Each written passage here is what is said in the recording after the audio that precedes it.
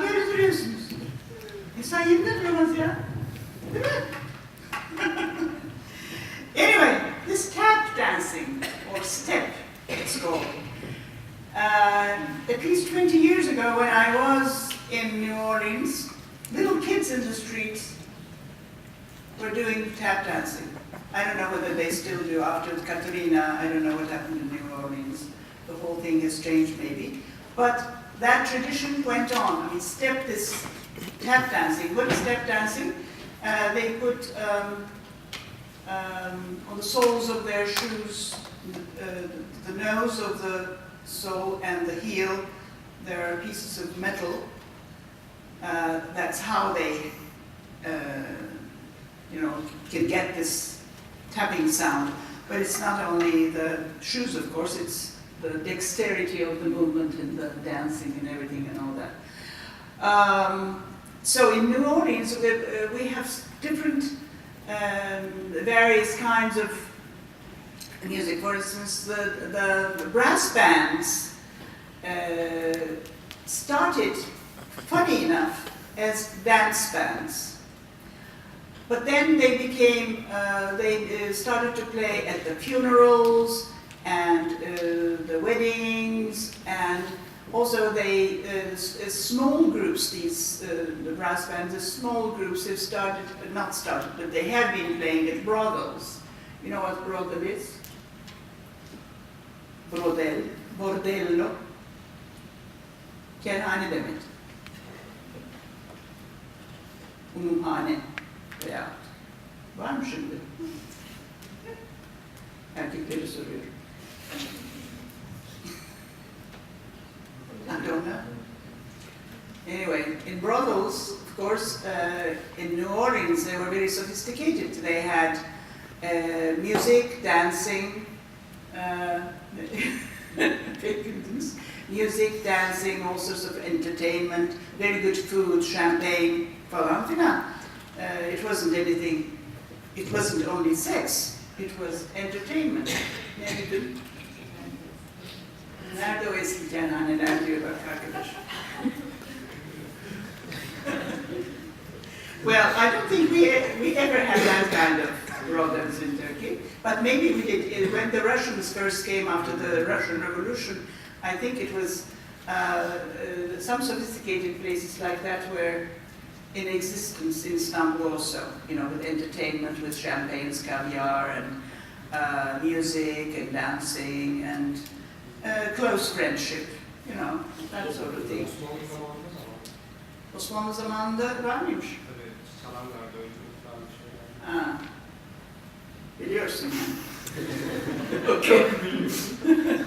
Well, I'm sure, yeah, it's an eternal thing since the ancient times, you know, in ancient Greeks and ancient Egyptians, even in ancient the Greeks' time, it was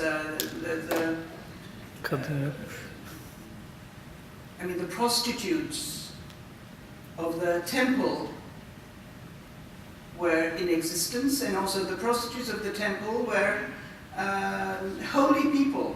They were holy. They were the opposite of the nuns in ancient Greece.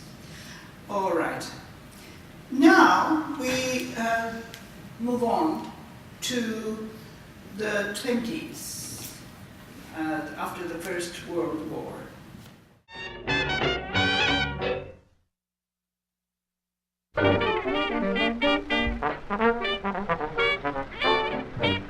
Jazz had been born in New Orleans and brought up in Chicago and New York. But by the mid-1920s, it was being played in dance halls and speakeasies everywhere. The blues, which had once been the product of itinerant black musicians, the poorest of the Southern poor, had now fused with jazz and become an industry, with black record labels, as well as white ones, competing for the listener's dollar. Dancing consumed a country confident that the unprecedented prosperity of the Roaring Twenties would never end. More than 100 dance bands regularly crisscrossed the wide open spaces between St. Louis and Denver, Texas and Nebraska, playing one-nighters. They were called territory bands. The Coon Sanders Nighthawks, the Alphonso Trent and Doc Ross and Troy Floyd orchestras, Jesse Stone's Blue Serenaders, George E. Lee and his Singing Novelty Orchestra, Walter Page and his Blue Devils, and Andy Kirk's Clouds of Joy. There were all girl orchestras on the road now, too, including Babe Egan's Hollywood Redheads, a band billed as the 12 Vampires, and the Parisian Redheads, who really came from Indiana. Records, and then radio, brought jazz to locations so remote that no band could reach them.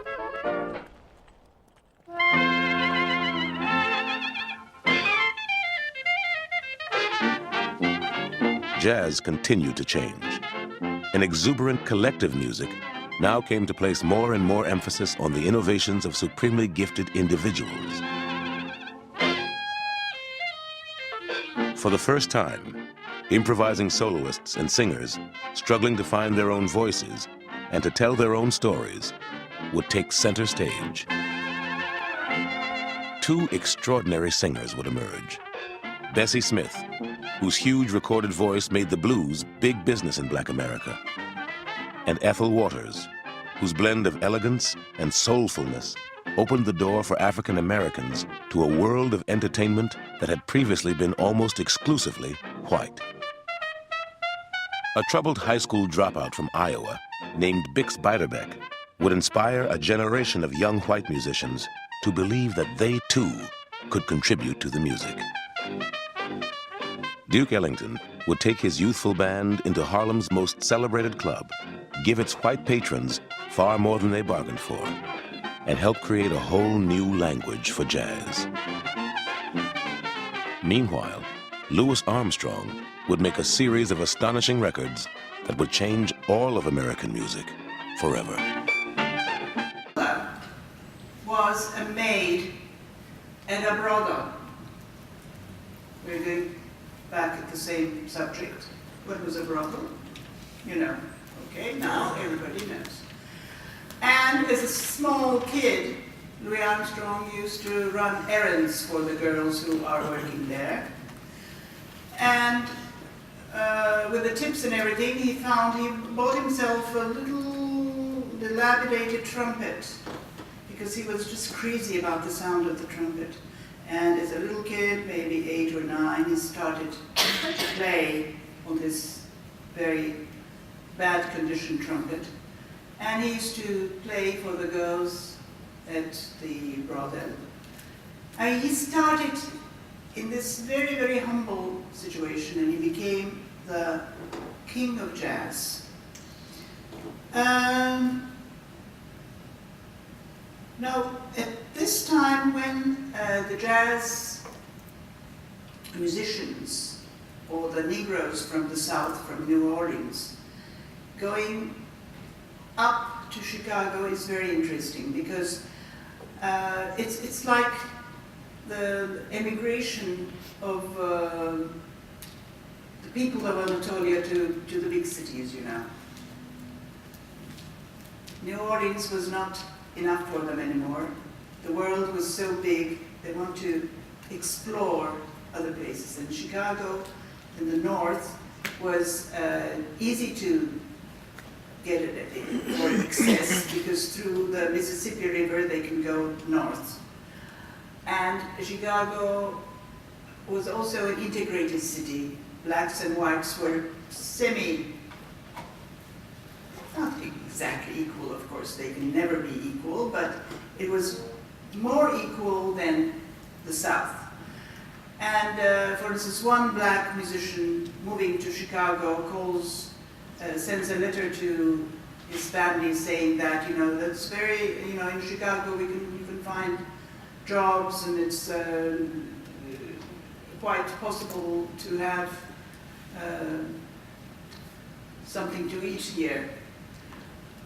So there was this movement from New Orleans to Chicago, and by the